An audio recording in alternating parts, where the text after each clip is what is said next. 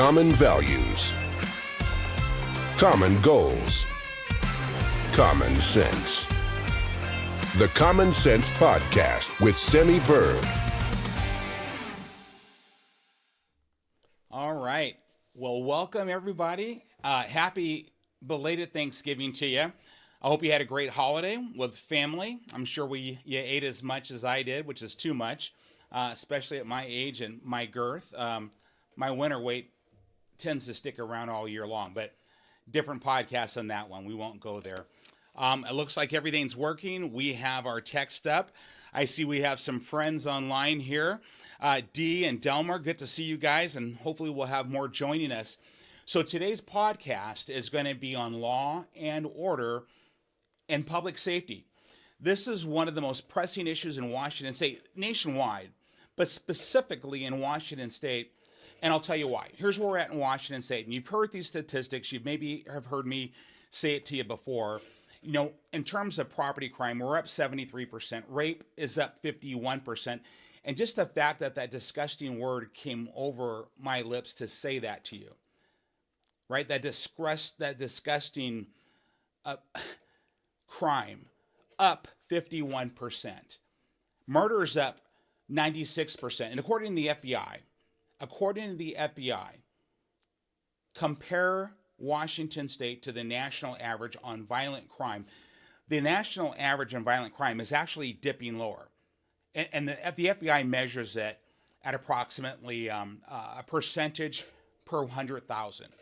And so where we're at right now nationally, it's 380.7, and Washington State is 375.6, give or take a point. But I think I'm pretty much on point. And you're thinking, well, good, we're below national average. So here's the deal. Stay with me, my little visualization here, my chart. National average is like this. Washington State is going like this. And here's the trajectory, the trend. I hope you guys can see this. We are literally going like this. And in fact, to demonstrate that statistically, last year, 2022, our murder rate was up. We were like 394 murders last year. That's a 17% increase over the previous year. It's out of control. Crime in Washington State's out of control. And last I checked, auto theft, we were number 3 in the nation. I recently heard we've jumped up to number 2 in the nation. Another staggering statistic. You may not know this. Write it down. Remember it. Staffing for our law enforcement officers. Over the last 13 years, we have been the worst in the nation for law enforcement officer staffing. The worst in the nation. So essentially, out of all the states in the nation, we have the lowest amount of law enforcement officers per capita. I think it's like 1.12 officers per 1,000 citizens. Maybe you can see that correlation. And here's where we're at right now. It's continuing to get worse. So the number is getting worse. We have less people wanting to be law enforcement officers in Washington State than ever before. And as we talk about my solutions or my thoughts, and I'm going to listen to you, I'm going to look at your questions here in a minute, and we have some that came in. As we talk about this, I want you to keep these statistics in mind. I want you to consider what you're seeing right now in the streets. And I want you to understand something. Again, you're going to hear me say this over and over again. This is not political. This should be common sense. And as someone once said, and I saw this plaque that I used to have up, common sense is a flower that does not always grow in everyone's garden, unfortunately. So we're going to put a common sense push on this. Common sense solutions, because that's exactly what we need. We need to fix this mess because people are dying. And this has a correlative effect on everything else that happens in Washington State. And I don't want to sound like a science geek, but some of you know I kind of go there. Here's what I mean by that. Let's just say we have this vision. I have a vision that Washington State will be the tourist capital this side of the Mississippi. And that's real. That's legitimate. We will be the tourist capital this side of the Mississippi. But how can we be the tourist capital this side of the Mississippi? I mean, I can see how we can. The most beautiful state in the nation. You have Eastern Washington, Central Washington, Western Washington. You have the Cascades. You have great hunting. We're going to fix that. Hunters and anglers. I know what's going on with the commission. North American Model for Wildlife Conservation. I got you. Best hunting, best fishing, best geography. We're a port state. We have beautiful cultures. That's part of our heritage.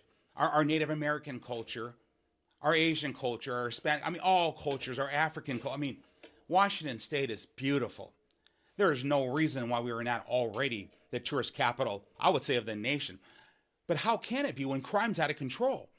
Our own citizens don't even go back to Seattle like we used to go over there, go down to the Pike Lakes Market, get a hotel, stay overnight, and then go down, get some fish and chips, walk along the wharf with our children.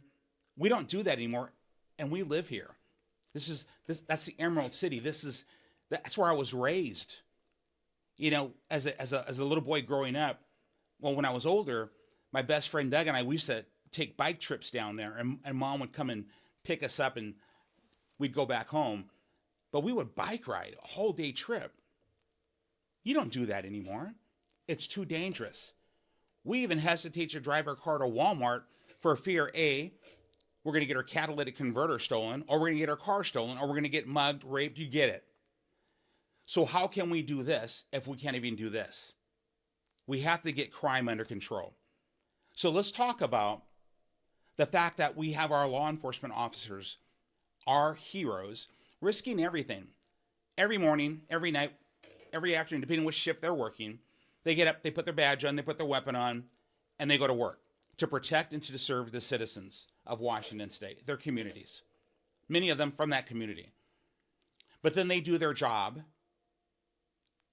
But how is our system working for them in terms of our prosecutors, our judges, where you have this legal process, what we call prosecutorial discretion, where a prosecutor can say, well, I'm either going to prosecute or I'm not going to prosecute it, right? Or we're going to make a deal, maybe diversion, or we say, well, this is a young person, so we're going to give her a break. Or the latest and greatest, this is a minority, this is a person of color, we're going to give a pass, right? Equity. We're not going to. This is ridiculous. We're all human beings. We're all Americans. We're not playing that stuff anymore. Accountability. And our prosecutors and our judges need to do their job and honor their oath to enforce the rule of law. And I mean this with complete respect. Some of the most educated people on the planet. And one of my dearest friends is a prosecutor in my own county. I don't want to drop names. I'll just say Eric. Good man, great man. We just got him elected. And when I say we, I just voted for him. He earned all that. Beautiful family. And this is one of the greatest men that you can have as a prosecutor. I know him personally. He's one of the most fair-minded people. Like many others, he doesn't do that job with any kind of a political spin. We all have our different values, but he doesn't do that. And a lot of my friends who are sheriff and law enforcement officers, same thing. I may have my values, but when I do my job, I don't care what your politics is. I'm here to do my job. And believe it or not, that's this knucklehead right here. It's not about politics. It's about the people you serve. It's a concept we need to get our heads around. But when it comes to our prosecutors and our judges, my friends, you need to start doing the right thing and enforcing the rule of law. We need to start holding criminals accountable for their actions because they are infringing upon the rights of law-abiding citizens. And so I, as governor, will hold you accountable one way or another. And I mean that with respect if it's deserved.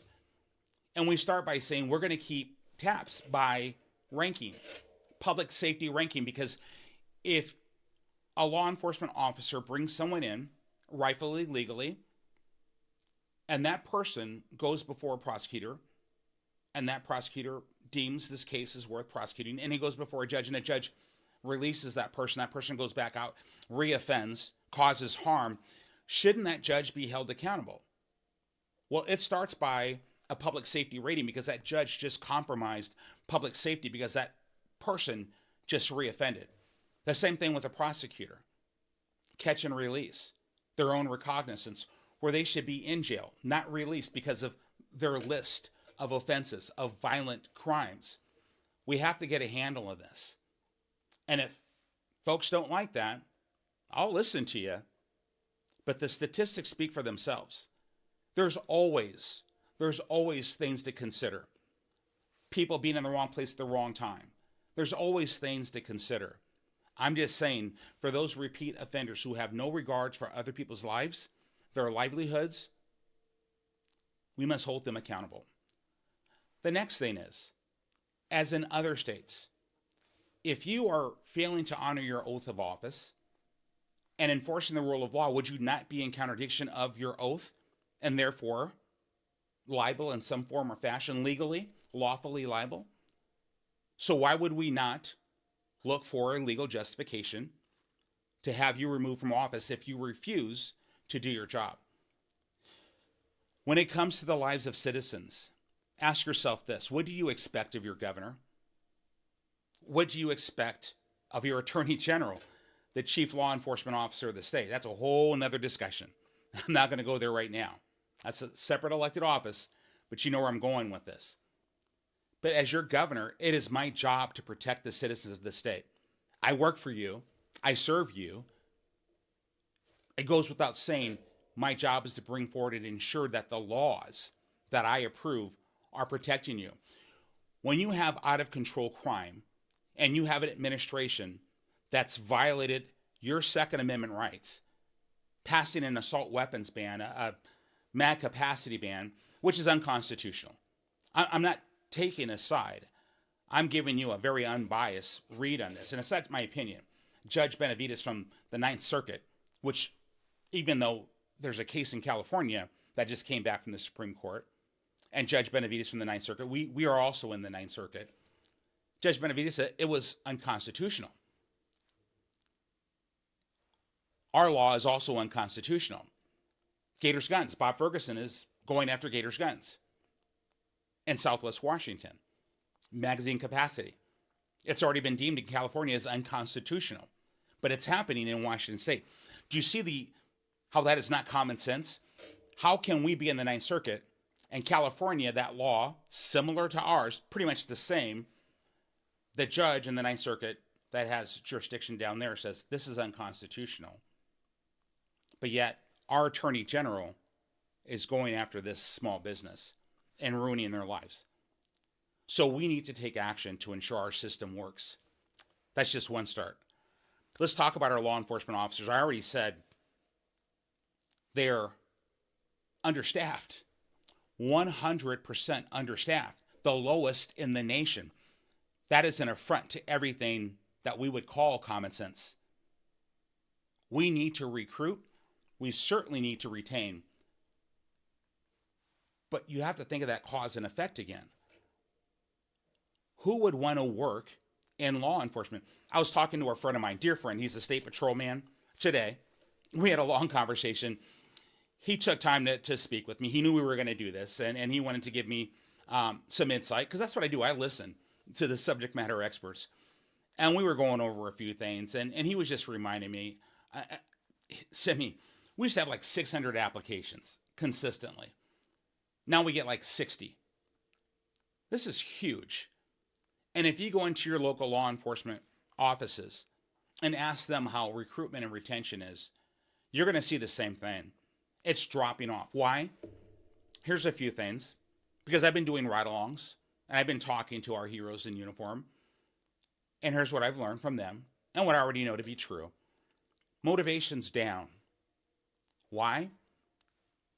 Because when you're not appreciated, when you're disrespected, when you're marginalized, but yet you take a job to protect and serve, you take a job where you put yourself on the line to serve and to protect the citizens of your own community that you live and reside in, but you're treated like dirt and you're looked down upon and you're putting your life on the line.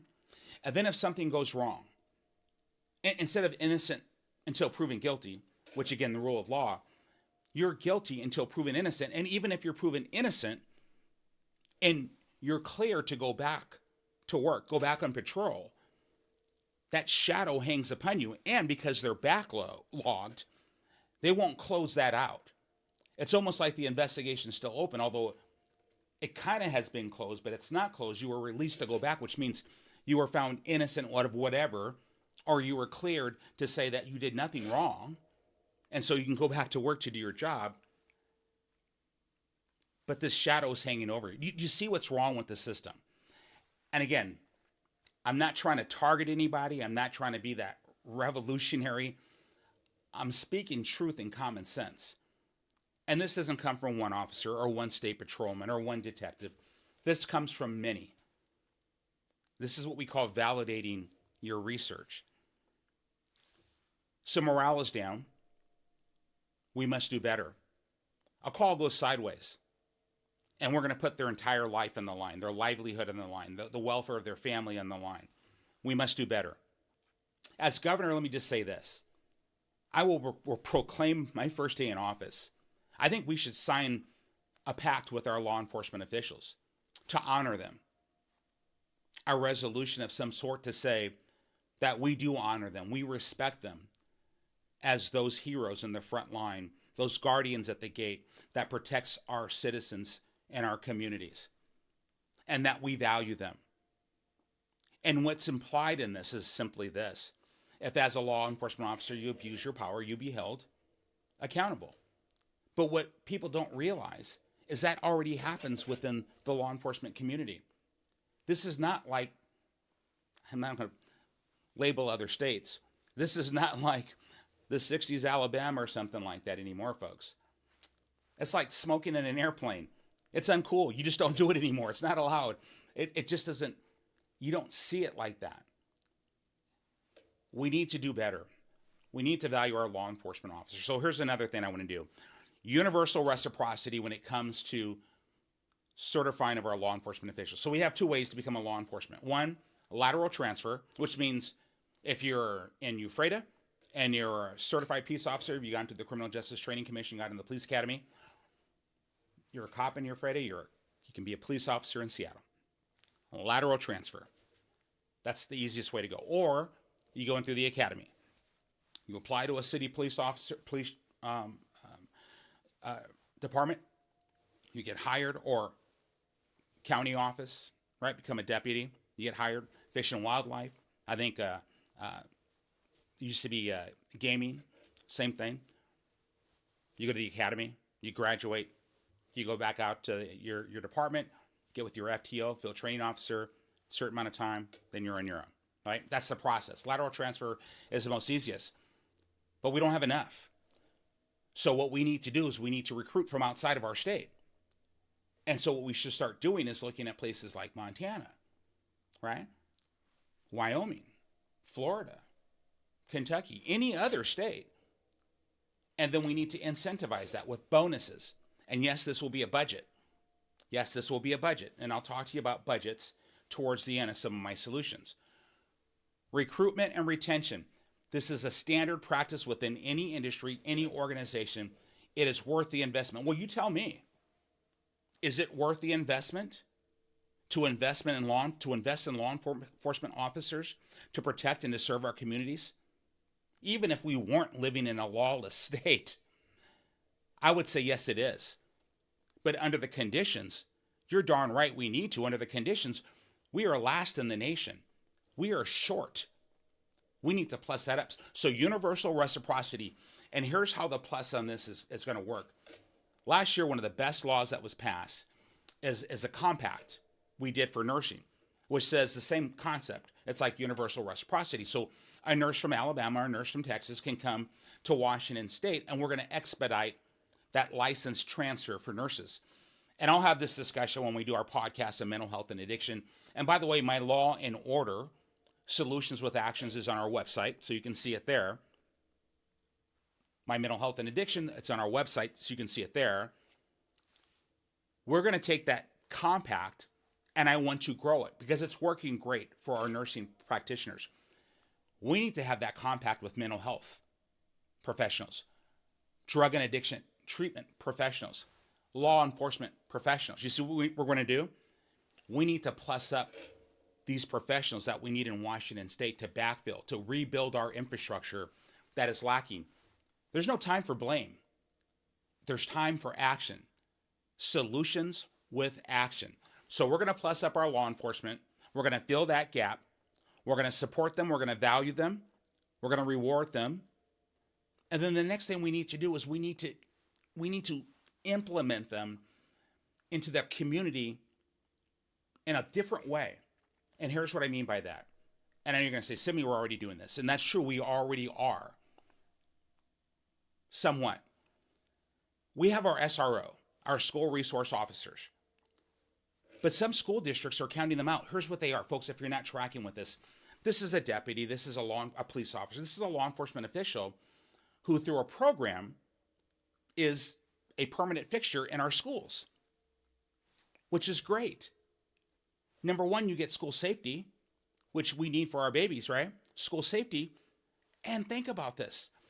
As a child is growing up, you see that amazing role model in your schools. That child is growing up knowing that those law enforcement professionals are there for them. They're a role model. And maybe as a mentor, that child is learning that that law enforcement officer is there to protect and serve. That law enforcement officer is someone to respect, is someone that you can revere, just like it was when I was a young man. So I will push forward policy to ensure that we have SROs in every elementary school, every middle school, and every high school, so that we have school safety at all levels where our children, where your children are at. Mom, Dad, I hope you appreciate that. Grandma, Grandpa, guardians, I hope you appreciate that. That gives that community acclamation, that community bond, that community blending and relationship development. And some police officers are doing this already in certain communities. The beat cop, where they're walking beats.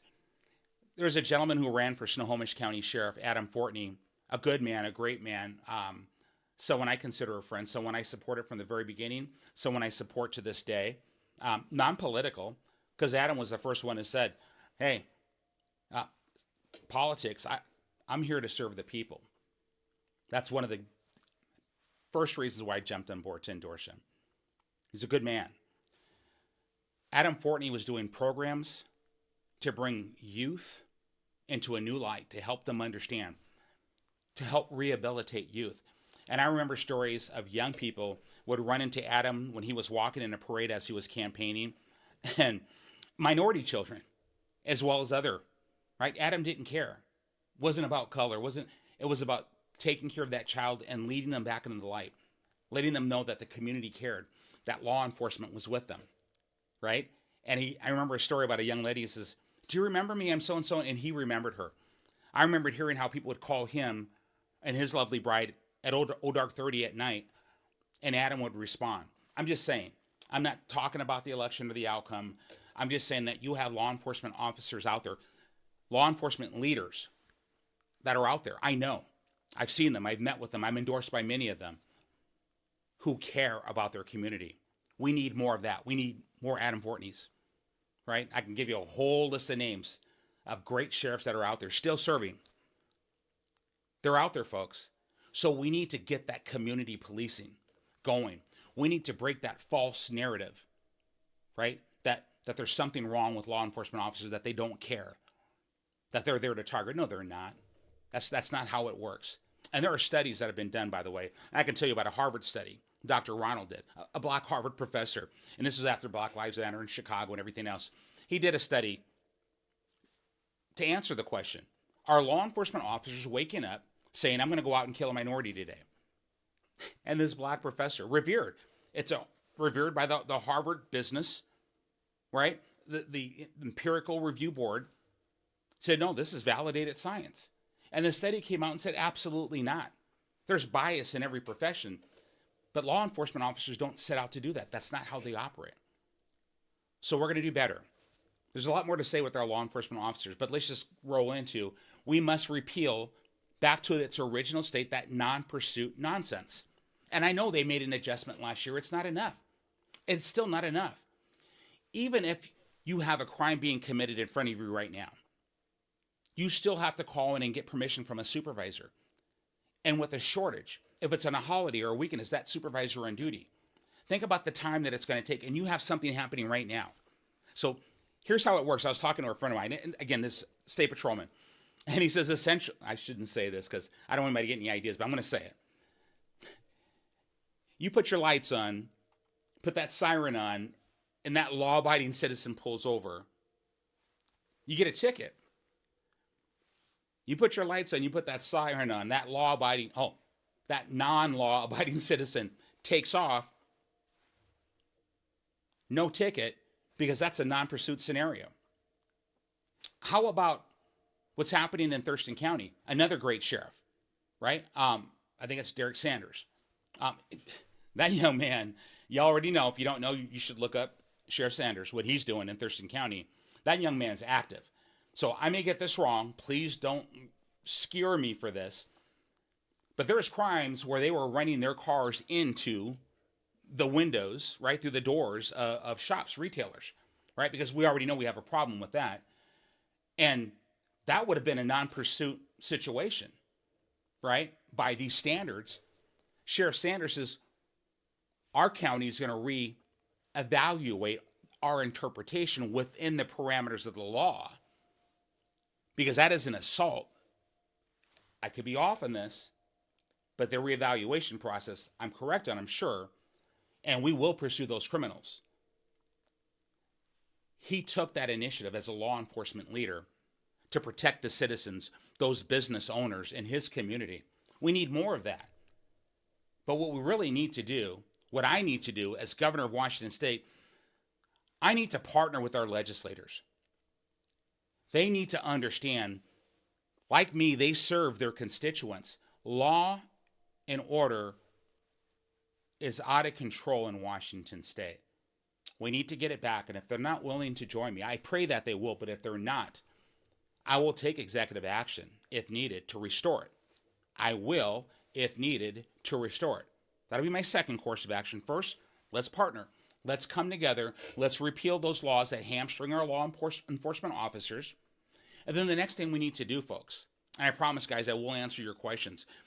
The next thing we need to do is we have a rampant problem with youth crime.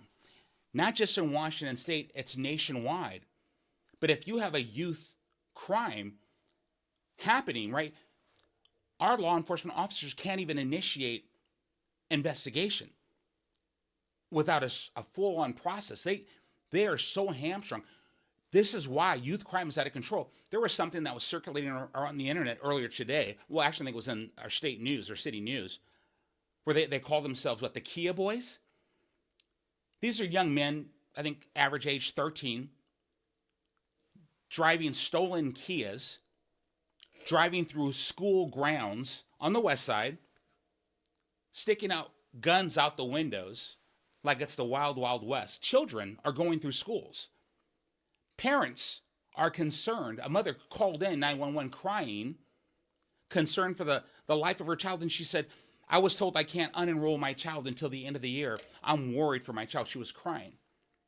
And the key is why? Because they're easy to steal. And by the way, our Attorney General's answer to this out of control lawlessness and us being so famous for being almost leading the charge in car theft is not to hold criminals accountable, but to sue the auto manufacturers for making it too easy to steal cars. Wow. That's a different mindset than I have, because we're going to hold criminals accountable for their actions. And we're going to restore the civil liberties and the rights of our law-abiding citizens. And while we're on it, those Second Amendment rights as well. Because what we're doing is we are literally exposing our law-abiding citizens, and what we already have. People are dying in the streets, and we've taken away their ability to defend themselves. How does that make any sense whatsoever? You want to talk about a liability? Hear me again. 394 murders last year. We're breaking half-century records in Seattle. Our trajectory is about to blow by the national average for violent crime. And what does Washington State do? You disarm law-abiding citizens. Do you think criminals have any problem getting access to semi-automatic weapons, M4s, AKs? No, they do not. They're readily available, readily available. What's stopping them from going to another state and getting them and bringing them back? They don't stop to say, hey, look what I have, let me register. No, they don't. But it's we, the law-abiding citizens, that suffer because of this. No, we need to restore. We need to restore our constitutional rights. Article 1, Section 24 of the Washington State Constitution. And so we talked about restoring those laws. I can talk about the Blake fix, which is not a fix when it comes to drug legalization. But I will tell you, if you're using hard drugs publicly, it shouldn't be just a gross misdemeanor, because that was the tweak to the Blake fix, which wasn't a fix. And then they said, well, we're going to do away with diversion. So we're lowering it, because before it was like they just did away with it. You can just do drugs anywhere, hard drugs. We need to crack down on that, because all you're doing is facilitating the use of heavy drugs. And you may have noticed we have an out-of-control mental health and addiction problem in Washington State, which needs to be fixed. And that'll be another podcast, because I've written solutions on that.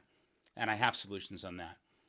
So we need to address that. And I will propose legislation to make that, to raise the penalty to that, at least a Class C.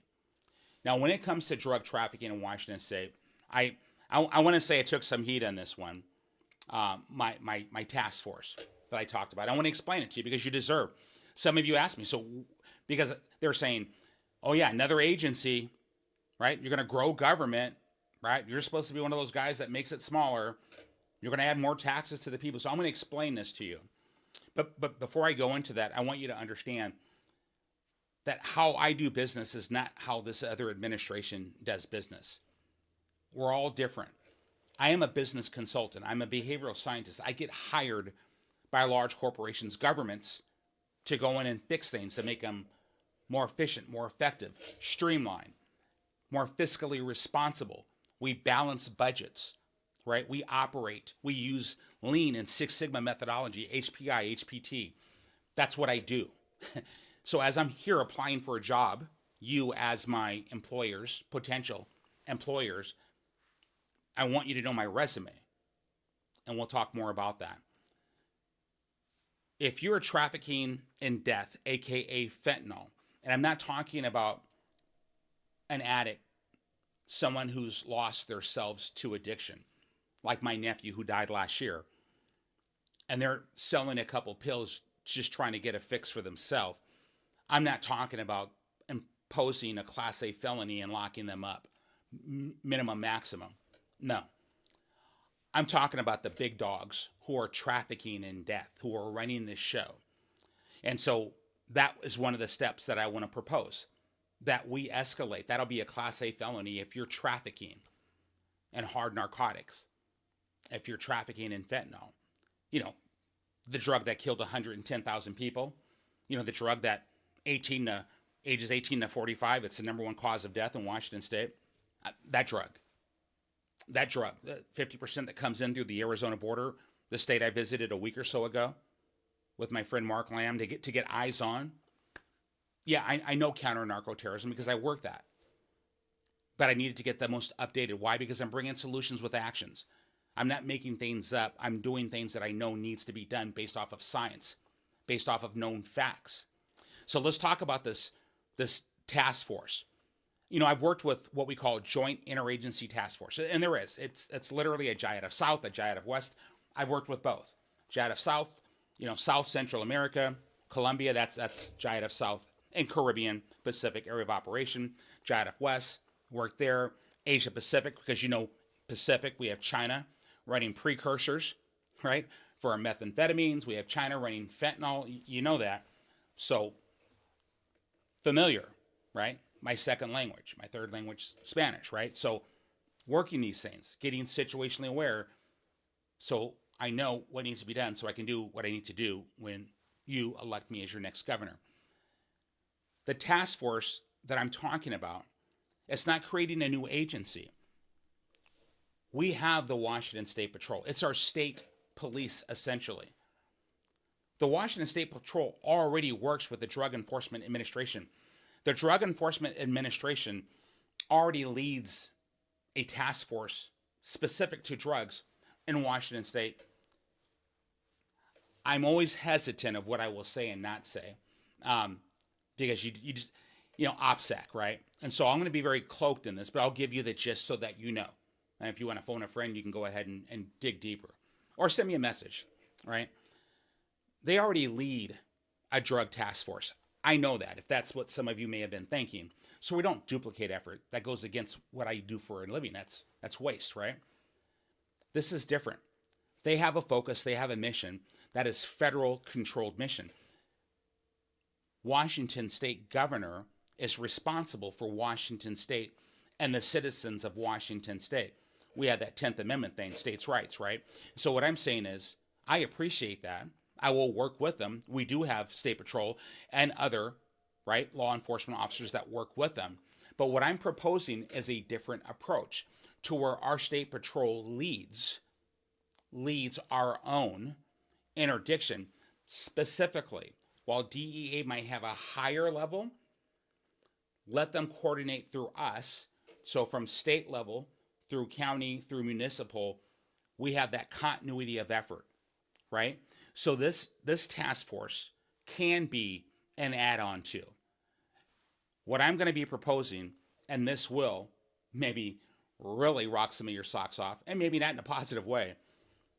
Our State Patrol is being underutilized. I'm just putting that out there. Underutilized. This is the Washington State Patrol, right? These are some of the highest trained law enforcement officers in the nation. Yeah, greatly understaffed, greatly understaffed. But look at all the other states in our nation, many of them, where they have investigative bureaus, they have intelligence bureaus, state. We do not have any kind of state law enforcement authority that delves into other things like they should be doing. We need to look at that. I intend on doing that. I intend on growing our Washington State Patrol capabilities and capacity to protect the citizens of Washington. Now, here's what I want you to take away from this. A, the key phrase, to increase their capacity, we need to recruit. I've already explained that. Capacity, we need to expand their capability of expertise of things that they can do to protect our citizens statewide. They are a state law enforcement agency. If not to protect the citizens of our state, what else is more important than that? Now, one of the first things I'm going to do once I'm elected, day one, I've already said this, state audit of all state programs, all state offices. Do you realize how much money we're going to be saving? Do you know how many programs that are operating right now? I mean, Department of Social and Health Services, do you know how big that department is? Do you know what their budget is? Do you know that this governor has doubled the budget? I'm not blaming Jay Inslee. I'm not here for that. I don't blame. That's a victim behavior. I'm here to bring solutions, right? Do you know that he's doubled the budget since he took office? We're now $70 billion on this next budget. Billions. Do you think we can save some money and maybe reallocate some of those funds to protect our citizens of Washington State? I'm just saying. Please consider that and give me the grace to say that I'm here to protect our citizens. And is it worth to invest in our law enforcement? I say yes. If you disagree, then I'm hoping that you would vote for me for some of my other platform positions. Because protecting citizen safety is something that I'm not willing to compromise on. That's just not an option. How I do it, I'm always willing to listen. So there's that. Down and dirty. I'm going to roll over to some of my questions over here. I see some of my friends. I see some folks that are saying SROs are good. This is good. They love them in middle school. I'm going to make sure I scroll. I did see a question from Delmore Elred, a wonderful gentleman. I've been tracking some of this stuff. Wonderful man out of Klickitat County. And Delmore asked a question, and this is very deep. He said, with the increasing crime that we have, do you think that citizens may start to take things into their own hands? Because we're short law enforcement. And you heard this, per 1,000 citizens, we have approximately 1.12 officers, right? And if you live in rural locations, you're very vulnerable. So what do you do? And with our laws the way they are, people are almost afraid to protect and to defend themselves, even if they had the capacity or the capability to do it. Delmar, I mean, that's just a realistic conclusion. I will say this, and people are going to judge me, but truth is truth. I am trained, as many of you know, in weaponry. I was a designated marksman, special forces that. My wife does not like weapons. When I came back from overseas, because of what I did, I didn't need to be around weapons ever, for a while, right? At least you can get it, or you get it. But after the trend over the last several years, prior to this law, and it just happened to work out that way, we invested in home defense, adding to one little defense weapon that I had in 1911. We added to that, and my wife was 100% on board. And that was because of what we saw, what she saw. The woman was 100% against guns and weapons. And not because she's against our constitutional rights. My wife's a patriot. She's amazing. No, she just, guns for some people, they don't dig them. I get it. So, yes, to answer that question. And hi to my friend Dee and Talon and Karen, and all you guys are awesome. So I want to make sure I'm not missing anything. We talked about Jansley, Bob Ferguson. Yeah, our gun law restrictions, we talked about that. Yeah, well, I think I've answered that. You know where I'm at on the Second Amendment in Article 1, Section 24 of the Washington State Constitution. Yeah, they defunded police, right? They did. We defunded police. We defunded police in Seattle, Washington. This is what many of their politicians ran on. And that amazing Carmen Best, a role model in the community. I think she does security for Microsoft. I'm not sure if she's still doing that. Actually, she may have switched. I'm not sure.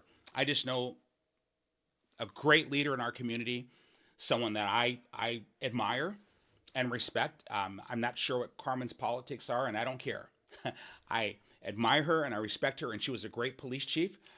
And after the CHOP and the Chaz, you know that she resigned. She stood up for her officers. And the fact that this attorney general, again, I'm not targeting him. I don't call names. I don't do that. Allowed that to happen, right? That insurrection to happen, to which they can roll up a Prius and unload M16s, but that same attorney general will take away that same weapon from law-abiding citizens, but yet allow an insurrection in an autonomous zone, and then to set afire a police station. I mean, you see, this is the administration that we have. So, it's time for a different mindset. It's time for a mindset of civility, law, and order. It's time to protect our citizens. There's nothing political about this. Dr. King said, it's always the right time to do the right thing. And that was my childhood idol. And someone was talking. I just saw poop on the sidewalk. We know what that's about. Homelessness. And I wrote a Solutions with Action on homelessness. We'll have another podcast on that. Some of you already know what my policy is on that, and we'll talk about it. The causes of crime increase, wage gap, disparity. Oh, I love this. And opportunities creating discord. I love this. Kyle Nichols. Do we need more cops, or we need more opportunity? Oh, Kyle Nichols. Kyle Nichols just went to my heart. So I wrote something called Meritocracy. So I'm going to pause in this, Kyle. So thank you for that. This is something near and dear to my heart. So let me just break it down. I'm going to give you scientifically. American Psychological Association has done a study.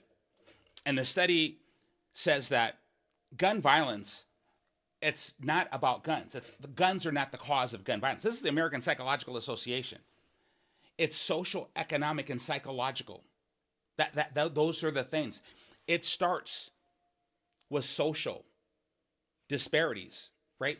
It starts with marginalization of certain groups in certain communities. It starts with those things. Don't get me wrong. Don't lose your minds. I'm not going to throw any trigger words at you, but there's a fact. There is a fact. There's a history we have to take ownership of right?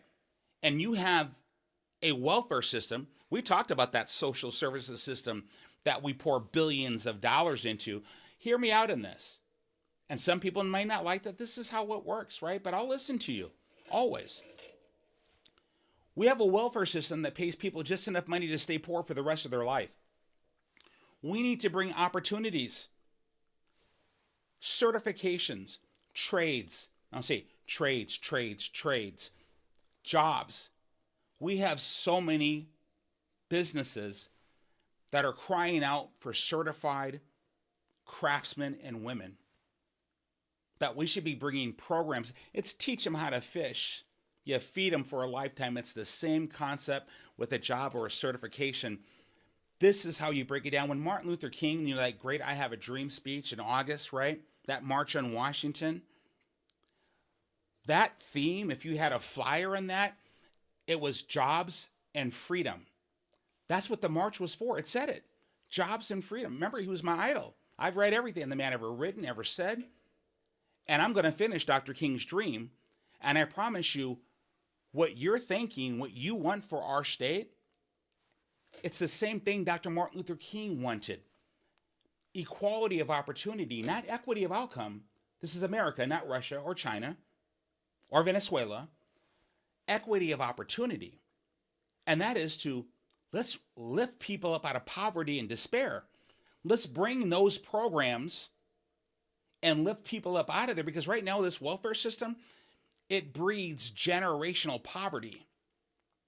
And that's why and that is a direct correlation to crime and despair. And I could talk about, we didn't get into it, I could talk about prison reform. I'm all over it. I want people coming out of incarceration better than they went into incarceration, because that revolving door nonsense needs to stop. I'm a deep thinker, y'all. I'm not for just putting a Band-Aid on it and letting it happen over and over and over again. I'm just checking the time.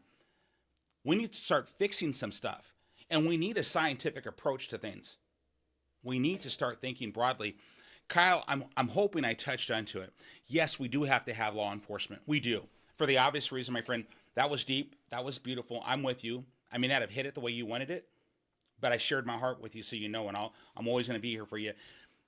I've seen questions from Kyle, and what I love about this man is he hits me straight. He doesn't always agree with me, but he hits me straight. And I like it because he always does it respectful. That's how you educate people. It's Socrates and Plato. It's called the Socratic method of dialectic engagement, where people come to a discussion on a certain discussion point, and we respect each other, and we engage civilly, and we learn from one another. Right? And I love this stuff. This is how we're going to fix the world. This kind of stuff, right? Oh, I love it. Someone said, if you like what you're seeing, hit the like button. And by the way, please and thank you. Someone said something, that was Taylor, and I love this woman. She's a friend. Unconstitutional. Taylor, if there's something that I missed on that, hopefully it was not something I said. I'm sure it was something I was speaking about. What happens when these repeat offenders? Oh, wait a minute. Was I reading your mind before I even saw your question? When these repeat offenders, they have a history of mental health issues, how do you hold someone that needs mental health support accountable? Okay, here we go. Real quick, because I tend to, you know me. Mental health and addiction, I've written on this. We do not have the infrastructure. I need to work on that. We need to work on that. I've written it in my solution and actions. We have Eastern State Hospital. We have Western States Hospital, approximately 1,250 beds. Western States Hospital got decertified by the federal government because they couldn't meet the health and safety requirements after years of warnings, years of corrective actions not being met. We lost $53 million because of that. We need to rebuild that infrastructure. So to that point, I want to be quick on this, but as I said, I'm a deep thinker, right? The actions of the current administration right now, again, non-judgmental, just facts, sarin facts. There's two statutes by which people get institutionalized for mental issues. One is civil, one is criminal. The new term that the administration is using for criminal is now forensic. What we're seeing now is a pattern by which those who have been institutionalized in state hospitals are being transferred into nursing homes. You may want to look into this. And so state hospitals in Washington states are now being prioritized for forensic institutionalization. What I say to this is simply, I'm concerned on that aforementioned transferred into nursing homes, but mostly we need to focus on building that infrastructure. So to that point that was just made, we have to understand that forensic institutionalization, and there's a pattern and there is a correlation between, well, we just said criminal institutionalization. That's what that speaks to, that revolving door. There are circumstances by which a person's incarcerated, and we have to distinguish. I mean, again, behavioral scientists, does that person need mental health help, or do they need to be incarcerated? Sometimes it's a combination. Sometimes it's one or the other, depending on what their condition is, what their psychological state is. I will say, as I'm going to move on from this, because I love psychology and I will get in the weeds on this, and I've written this down in my Solutions with Actions. We had 410,000 adults last year that didn't get the mental health treatment that they needed because we don't have the infrastructure. We had 50% of youth ages 12 to 17 that didn't get the mental health needs met because we don't have the infrastructure, which again, why I want to add to that compact. That's one of the first things I want to do as your new governor. So we can bring in more mental health professionals, right? Because we're seeing the success with the nursing compact. Let's streamline that because we've discovered some improvement opportunities there. Let's streamline that, but let's also expand that. Mental health professionals, drug addiction treatment professionals, law enforcement professionals. Let's open up that licensure for universal reciprocity, right? So more to that. Thank you for that question. And I have a few that were written down that were submitted off of our website. Someone said recovery and growth. Oh, I love that phrase, Teresa. Thank you for that. Some other folks are digging it. They're digging the SRO thing. They're the best. Thank you. And they are the best. We're going to have some yard sign distributions, you guys. I'm checking time. I want to buzz through this. Someone says 340 days until Semi's elected. Thank you, Teresa. God willing. Let's see. We are nothing if we're not safe. I'm glad you guys are seeing that. And I hope I explained my task force. We will not add to government. We're not doing that. I did say, and this is something that's new, I do want to build out the Washington State Patrol. These are fine men and women in law enforcement. These are amazing professionals. Our state police, our state patrol, they need to be able to do more, not just patrol the highways. If you think about this, that is limiting these fine professionals. There's so much I could say to you about that. And I'm willing to have more conversations. If anybody disagrees with anything that I say, let's talk. Like Socrates and Plato, I will learn from you. And if you bring something compelling, I will readjust, I'll recalibrate. I'm open to that. I do think things very well through, but I'm always open to learning. I love learning. I don't always have all the answers. That's why I surround myself with people. That's why we're doing this together. Common sense, always. Thank you, Spokane. Love you too. Yes, yes, yes. And thank you for your endorsement up there. And so many other counties. We're up to 14 counties. We're hoping that Snohomish will come in for us. We have 2 legislative districts in Snohomish County that came through for us. And I appreciate you so much. We are changing things. I'm going to say this. Much of what I say and how I say it's not politically correct. You guys probably figured that out. I am who I am. And real quick, next week, maybe early, because I was going to do it like right after this. I was going to do something over the weekend. Maybe I still will do it, but I want to give it time to get it out there. I'm going to have a podcast on dirty politics and Semi's baggage. I listen to conservative media. Oh my goodness. They launched on me. I mean, they were throwing grenades. They were firing for effect. They were blowing a brother up. They were coming after me. And it's okay, because it's okay. It doesn't, I'm good, right? They're not shooting at me literally yet. And I get it. It's politics. They support someone else. I get it. This is how they do. I wish it wasn't that. I wish we could focus on the issues. I wish we could focus on a candidate's qualifications and not trying to dig dirt and try to ruin lives and hurt families. We're going to talk about that next week. And I'm going to tell you everything. Don't worry. It's nothing too crazy. But I don't run from who I am. I'm not ashamed of the man that I turned out to be. It could have been a lot worse. But of the people, by the people, for the people, I'm the people. And we got to get away from this. We got to get back to civility.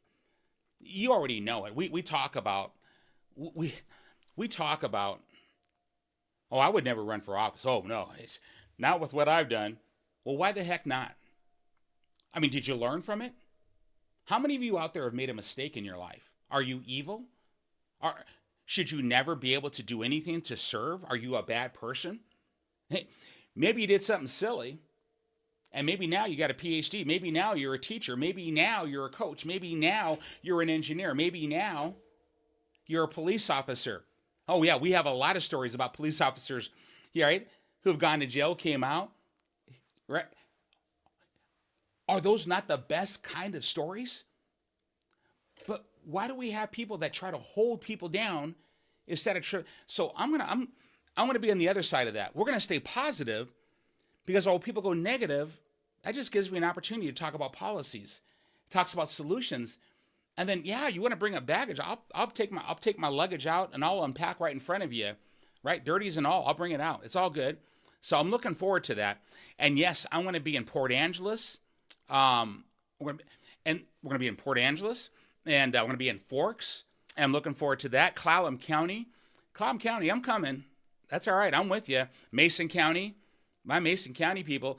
Oh, we got some people. I see East Wenatchee's over here. Okay, I got to stop talking because I love this. I'm having fellowship. Someone asked, why was Jim Walsh not at your event last night? Folks, nothing nefarious at all. Chairman Walsh had something that popped up.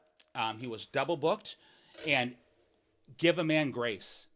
Give the man grace. He was in Washington, D.C. from what I was told. I don't know what I don't know. All I know is what I was told. And I give him grace in that and say that was what it was. And maybe it was something else. But you know what? In the snow, and I'm bringing up the questions that I had. In the snow, we had a wonderful group of people that came to Roslyn last night. Man, the snow was coming down. It was crazy. And then we had people coming up from Yakima and from other towns, and I-82 got shut down. And for you guys, thank you.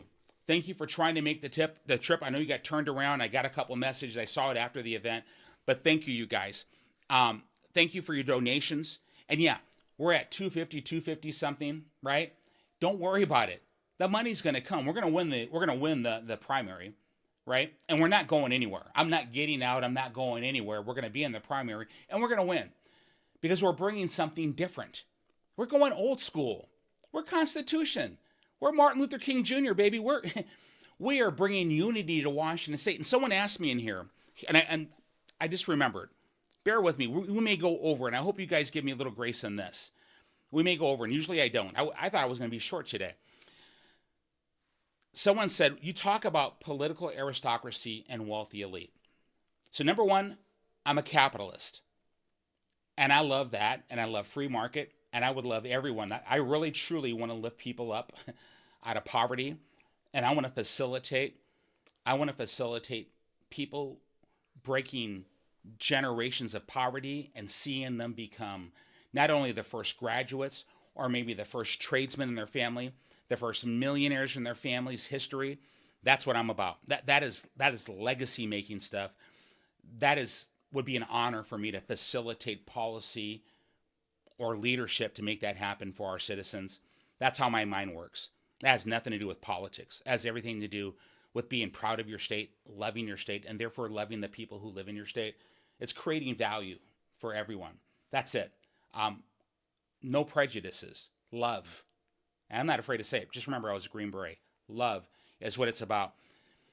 But what I say when I say that is, you just know the truth, you guys. Let's just call it for what it is. If you have all that money, some people will say, well, I contribute a lot of money to certain campaigns or certain organizations. And there are times when I expect maybe something back, or I expect access, right? Or I expect you to at least listen to me. Don't read into that. I'm not accusing. And some people would say, well, that's rational. That's real. All I'm saying is simply this. Because you have a lot of money, or because you're a group of politicians, right, in Olympia, which thank you for your service, and you've all gotten together and you say, well, this guy or this lady, that's our candidate, not this person, right? That's fine. You have that choice. And then you have all that big money that says, yes, we're going to go with this candidate and we're going to present this candidate. And this candidate, you need to step out. You need to take another position. You need to do the right thing. That's not giving the choice to the people. In a constitutional republic, the power to make those decisions is inherent in the people, not the wealthy, not the established politicians or the established systems. It's the people. It's the janitor. It's the teacher. It's the police officer. It's the construction worker. It's the people. It's everybody, not just y'all. It's we all. That's all I'm saying. That's what I mean by that. I want to give it back to the people. I'm corny. I'm old school in that. I'm constitutional. And Constitution's everybody. That's why that 13th, 14th, and 15th, look it up. It's real. I'll go at the bottom. You know, the policies proposed and acted on are behaviors that indicate that they think they're. This person is saying that people who are making a lot of these policies aren't smart enough to know any better. I'll be nicer in this and say this. As a performance consultant that's gone into very large corporations, gone into government agencies, gone into other countries and other governments and consulted, I have met with very senior, big salary, 7-figure people. They don't know how to lead. Leadership wasn't taught to them. They don't know what they don't know. It doesn't make them bad people. I am unique in that I'm not what I call a one-trick pony. So, yes, I was a federal officer with the National Nuclear Security Administration while serving as the federal director with the Department of Energy, leading a team tracking nuclear signature with a weapon of mass destruction mission, perhaps, or contamination scenario. Yes, I worked with law enforcement. Yes, I understand the protocols from local to federal. Yes, I did all that. But my knowledge of law enforcement, local to strategic, that's one area of expertise. I was a former director of training and leadership development. So leader, I've been coaching leaders in corporate organizational improvement, organizational structure, budgeting, audits, assessments, contracts, acquisition, procurement, general contracting, capital investments, structure. Do you see what I'm saying? So, to answer your question, for such a time as this, here I am. I have a resume. I ask you to consider me for the position as your next governor, and I ask you to consider my knowledge, skills, and abilities and experience to do the job. Not who I am or what I look like or what my name is, but what is my knowledge, skills, and abilities to do the job to serve you. Could I serve you better? We've had attorneys. We've had people we've had politicians. Can we go back to the way the country was intended to be? That's all I'm asking. I talked about law enforcement, what I do to support it. Can the Devers help those who live in cities with police halting? City councils. I'm not going to get involved in local politics because I believe in the separation of powers. But I'm going to end this because a lot of this we've talked about, and we're going to come back after my dirty politics one, and we'll talk about homelessness in the following one. And I may mix homelessness with mental health and addiction because I think we will. We'll do homelessness and mental health and addiction. We'll mix that the same. So we'll do dirty politics on my next podcast and Simi's baggage. So I want to unpack my baggage in front of everybody. Bring popcorn. It's going to be juicy. We had 4 PDC complaints by a King County Republican, and I'll let you know that gentleman's name. Not to bust him out or anything like that. It's just to share with him that we're acting on his complaint, right? It's fun. Transparency, right? I'm here to serve you, Daniel. So you have complaints, you could just call us or you can email us, but I understand you represent the other candidate, right? There's a better way to do this. And if you're a supporter of mine, I don't want you taking down signs for anybody. I don't want you filing PDC complaints against anybody. Please don't do that. Please don't do that, because I will say Actions like that I find, and I mean this with respect, disgusting and reprehensible. If you cannot represent someone, if you winning at all costs, that doesn't show any kind of character in my opinion. And I hope I didn't offend anybody, but don't do it. Not on my behalf. I do not support it, and I will not be nice about it. So if you support me, you will not support any actions like that. I've had 2 groups of people attack, well, 3 have filed PDC complaints on me. Miscellaneous stuff. Not like we're stealing money and partying at inappropriate. No. They're weaponizing the PDC, thinking they can pull me down. So for Mr. Hodem and these other people, you're not pulling me down. I'm going to answer all those questions because I work for you. I owe it to you. And this is public. That's why we mention names, because when you file the complaint, it's public, right? People are going to know anyway. I just speak truth. So we'll speak truth. I don't support this. So I'm going to end again. I think Mr. Reichert's brother, the gentleman, he came on our Facebook page and he said, please tell those guys who are taking down our signs. And I assure you, Mr. Reichert, I don't know who would do that. And he asked me to say something and to post it. I'm going to do it better on my podcast. I said it before. I'll say it again. Do not take down other people's signs, ever. It's disgusting. It's immature. It's uncivilized. I mean, I don't mean to be insulting. That's probably the meanest I've been on today's podcast. But it's that wrong that I can't even help control what I'm saying. Don't do it. Don't file PDC complaints against someone unless, I mean, it's literally they're breaking the law and it's wrong, right? Don't do that. Don't do that. Now, if you're there's an amazing person who does that for very righteous reasons. And I won't even, because this is an amazing man, one of my favorite people in this entire state, who does it because he is holding illegal activity accountable. This is not what I'm talking about. That man is an amazing person. I'm not going to say his name. Not this time. Later, I'll praise him in a different discussion because he deserves it. Yeah, he's amazing. He knows who I am if he ever watches this show. So, guys, I'm going to end there. I lost my mind for a second. I don't know where I was going. I want to thank you.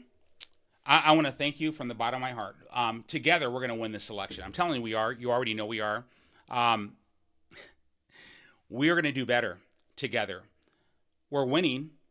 We're going to win the primary. We're going to talk about delegates. We're going to talk about how we're putting everything together, but things are going good. Keep the faith. When they go low, we go high. We're going to stay high. We're going to focus on issues. We're going to bring solutions. We're going to keep talking. If there's a better way for me to do things, let me know. I will listen. But what I want you guys to do is this. I want you to go to Bird for Governor, right? Go to birdforgovernor.com. And if you have something to give, give. Why not invest in a brighter future for Washington State now? Because you know we're going to win this election. We're making history already. We're going to make United States history when we win this election in 2024. So invest now. Let's get us set for the holidays. We're going to start upping our engagement. Yes, I'm working 5 days, 6 days. We're going to bump it to 7 days. That's right. Holidays, my wife's with me. Right? My child goes on holiday vacation. Now she gets to go with dad. But we're going out there for the holidays. I'm going to have to get a holiday outfit, get a Santa costume or something. But I'm coming out to see you. We're going to be in Port Angeles. We're going to be in Forks. I'm looking forward. Get everybody together, Clallam County, because I'm coming. So get them together. Let's stuff those buildings. God bless you guys. Thank you. Spread the word. Go to Facebook, right? Semi Bird for Washington State Governor. Spread those posts. And again, let's stay positive. I don't care what conservative media says about me. I mean, it's sad because the people who attacked me a few days ago, I actually respect them. It was a little hurtful. Not enough to take me out. I know why they're doing it. I get it. And even the gentleman who was supposed to facilitate the debate, that didn't happen and probably won't happen. He's a good man too. He knows the truth. I would hope that he would come out and just tell the other folks what truly happened, you know, what's on the text messages, so that people stop saying mean things so we can get back to focusing on the solutions. But I will stay focused and I will stay positive. I will never manipulate or pull, what did she say? Psyops. I don't do evil. not in American soil. I fought and bled for my country overseas. I don't do that here. I love on our soil because I love America. And I love you. God bless you guys. And yeah, let's win this thing.